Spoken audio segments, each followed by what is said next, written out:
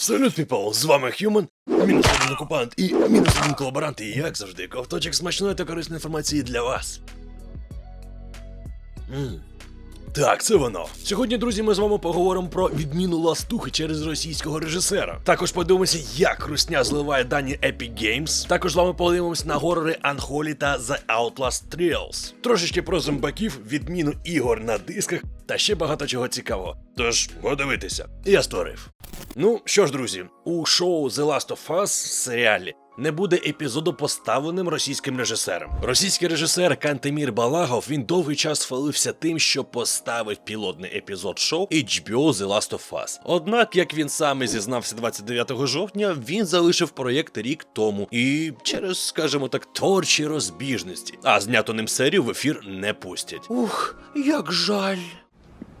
Ні. Проте сам Балагов не став пояснювати, хто зрештою готував пілотний епізод замість нього, але уточнив, що зараз взагалі немає жодного відношення до проєкту. Ну а сама прем'єра перших 10 епізодів шоу The Last of Us має відбутися вже в 23-му році. Без русні. Nice.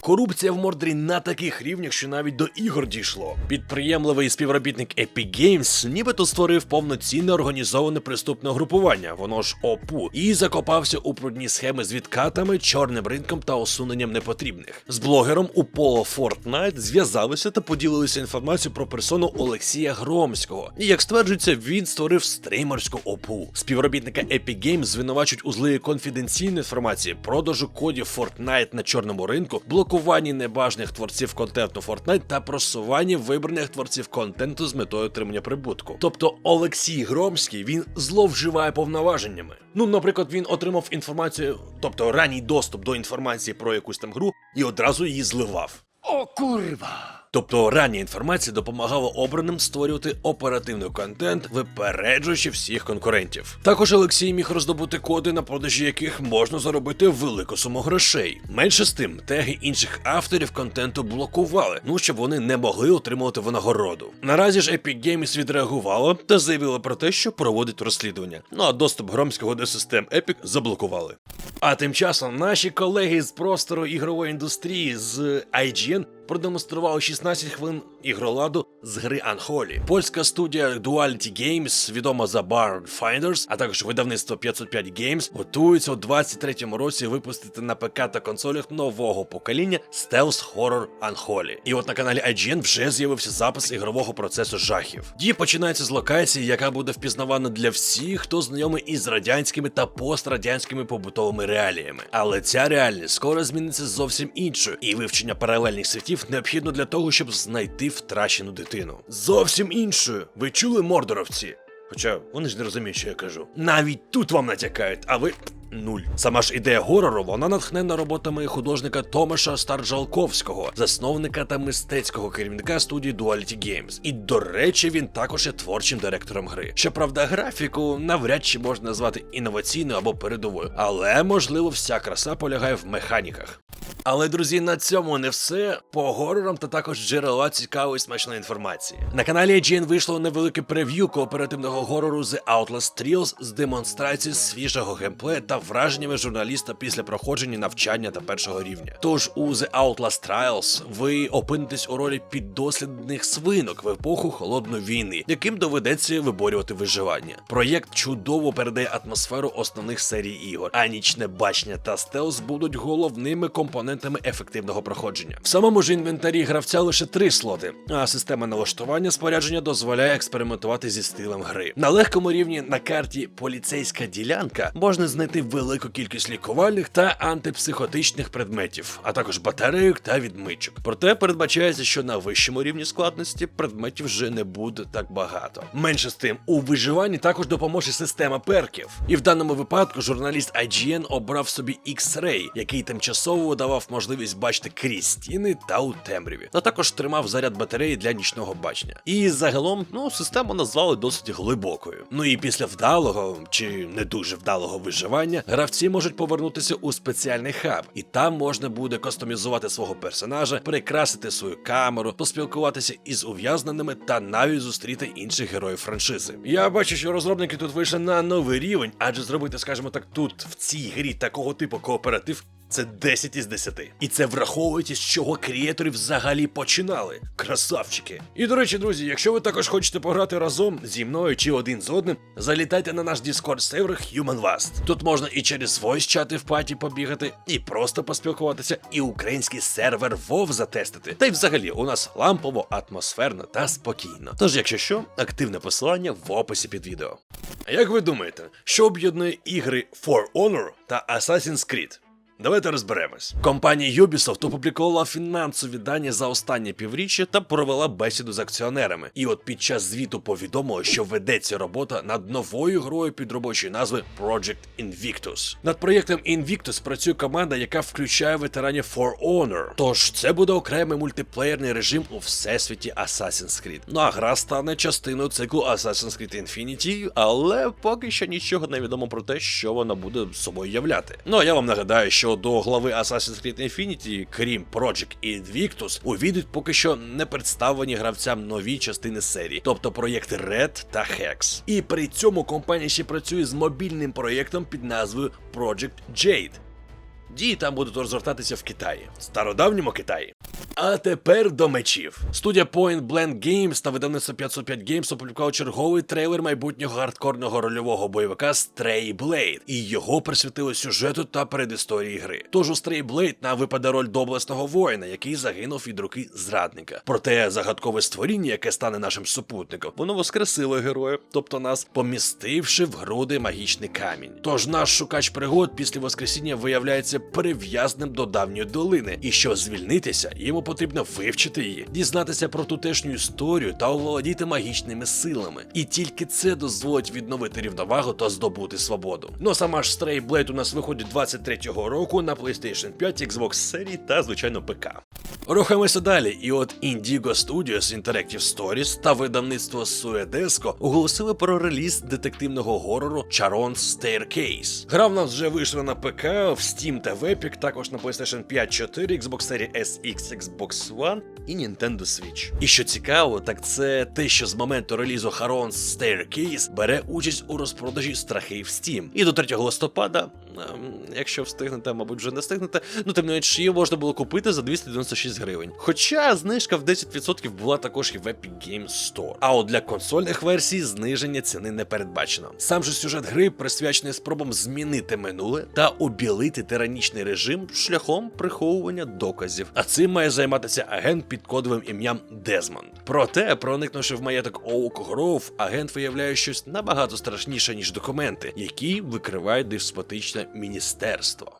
Студія Awesome Games, яка відома своїм хардкорним рогаликом Fury Unleashed, вона зробила нову гру, а точніше оголосила про продовження своєї зомбі-виживалки Yet Another Zombie Defense. У скрол-шутері з елементами рогалика Yet Another Zombie Survivors ми продовжимо боротися із зомбі, але тепер від захисту перейдемо у наступ. Yet Another Zombie Defense, яка вийшла ще у 2014 році, це трошки інше, виявилась величезним успіхом для студії. Її тираж на різних платформах перевищив 2 мільйони копій, а це дозволило студії не просто існувати далі, але й масштабно розвиватися. Тож нову частину представляють як ураганну суміш Vampire Survivors та Left 4 Dead. І тепер нам належить зібрати загін і вирушити в подорож, намагаючись впоратись із зараженням. Нам будуть доступні різні типи виживших зі своїми унікальними особливостями. Ну і, як належить рогаликам, вибирати оптимальний склад і маршрут доведеться, звичайно, безлічу спроб. Yet Another Zombie Survivors вона виходить в першому кварталі 23-го року. А студія Awesome Games вже працює над 2 новими проєктами. І, зокрема, над непрямим продовженням Fury Unleashed. Колись у нас були CD-диски, колись були DVD-диски. Ну і наразі, в принципі, теж є. А тепер що не буде? Тобто тільки цифрові копії? Electronic Arts відмовляється від продажу дискових версій своїх ігор у кількох країнах. Серед них Німеччина, Австрія та Швейцарія. Причина рішення пов'язана із падінням відсотка роздрібних продажів. Тож тепер ігри студії поширюватимуть на цих територіях лише у цифровому форматі. В цілому такий підхід від EA не є чимось несподіваним або новинкою. Вони вже, в принципі, ще раніше почали, скажімо так, такий рух до цифровізації. Подібні тенденції зі зниженням продажів дискових версій за останні роки виявляється не тільки у Electronic Arts, але й інших фірм. Натомість на цифровому ринку спостерігається сильне зростання. Але при цьому все одно очікується, що подібна відмова завдасть удару по загальним продажам у поточному фінансовому році. Втім, диски не зникнуть з полиць миттєво. Наприклад, ті ж фізичні копії Need for Speed Unbound та It Takes Two для Switch вийдуть у строк. А якщо ефект виявиться надто негативним для роздрібної торгівлі, то EA може піти на якийсь компроміс. Але якщо рішення студії виявиться вдалим, то ви ж повинні розуміти, що і інші компанії зможуть послідувати цим шляхом, який вже не буде тернистим. І, друзі, що хотів сказати, враховуючи нинішні складні часи, ви бачили в минулих відосах, ми взагалі без світла працювали, добре, що у нас павербенки є. Щиро вдячний абсолютно всім нашим глядачам і патронам і спонсорам YouTube. Дякуємо щиро, що навіть зараз ви маєте змогу нас тримати на плаву, підтримувати проект, і таким чином ми живемо. Якби не ви, не було би нас. Ну а якщо хтось хоче та може, якщо подобається вам те, що ми командою робимо, то, друзі, можете долучитись або до Патреона, або до спонсорства YouTube. Хто хоче, може разово задонатити через Донателло. Всі активні посилання в описі під відео. Щиро вам всім вдячні. Навіть $1 на місяць, якщо ви отримаєте за нього, через нього 15 відосів на місяць теж. Думаю, непогана угода. Дякую. Робота над Xbox Keystone не ведеться, на жаль. Чи ні? Як би там не було, а нещодавно геймери виявили загадковий пристрій на полиці Філа Спенсера під час одного із виступів. А потім Microsoft підтвердила, що це справді був Xbox Keystone. А от вже зараз про це висловився сам глава Xbox. Тож представник американської корпорації підтвердив, що Xbox Keystone розробляється власними силами. Але потім Microsoft уклала партнерство з Samsung, чиї телевізори отримали програму для Xbox Game Pass та і ще й Xbox Cloud Gaming. Тобто вони змістили акценти тепер. Тобто виходить, що загалом Microsoft не відмовилась від роботи над Xbox Keystone. Але доведеться чекати роками. І надалі цитата. Наприкінці весни ми перейшли на роботу із Samsung. У мене все ще є прототип. І чи ми в якийсь момент робитимемо стрімінговий пристрій? Я чекаю на це, але це все ще питання років. Тож наразі важко сказати, як зрештою реалізуються плани гіганта. Але, схоже, зараз компанія зосередиться на додатку для Samsung. Тож, можливо, у майбутньому з'явиться Xbox Keystone.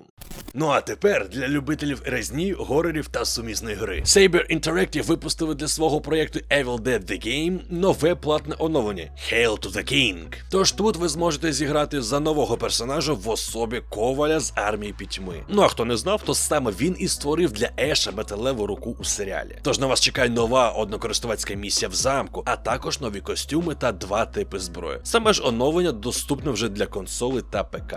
А зараз декому зведе олдскули, адже інформація, вона торкається Mass Effect 5-ї частини. Генеральний директор студії BioWare дав свої коментарі щодо майбутнього проєкту, за що йому окрема подяка. Тож наразі гра Mass Effect 5 все ще перебуває у процесі попереднього виробництва. А Генрі Маккей, який є генеральним директором компанії BioWare, поділився з гравцями наступною інформацією. У нас є команда, яка старанно працює над тим, щоб уявити, що чекає у майбутньому однокористувацьку гру Mass Effect. Про саму ж гру відомо небагато, лише те, що навесні 22-го року компанія поділилася, що Мері Демароу, це сценаристка з серії Deus Ex, стане першим директором з оповіді у команді з розробки Mass Effect 5. Та і дата релізу проєкту поки що невідома.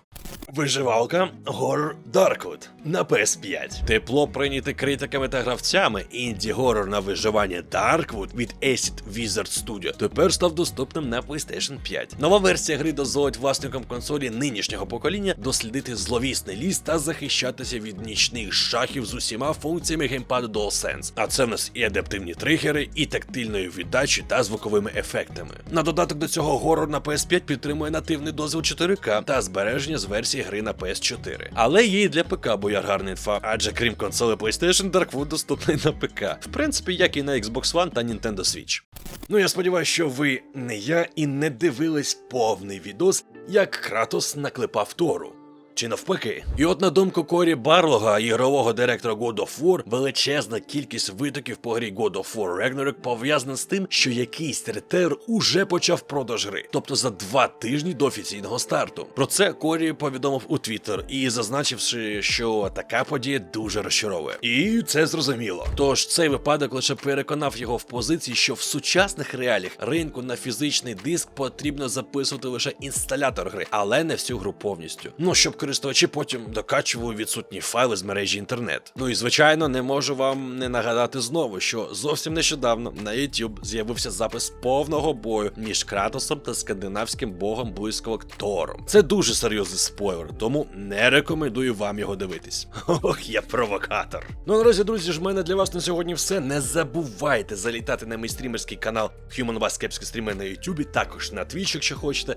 Також на IT канал та на спортивний. Всі активні посилання в описі під відео. Ну а з вами, як завжди, був Human. І як завжди, кайфової вам гри.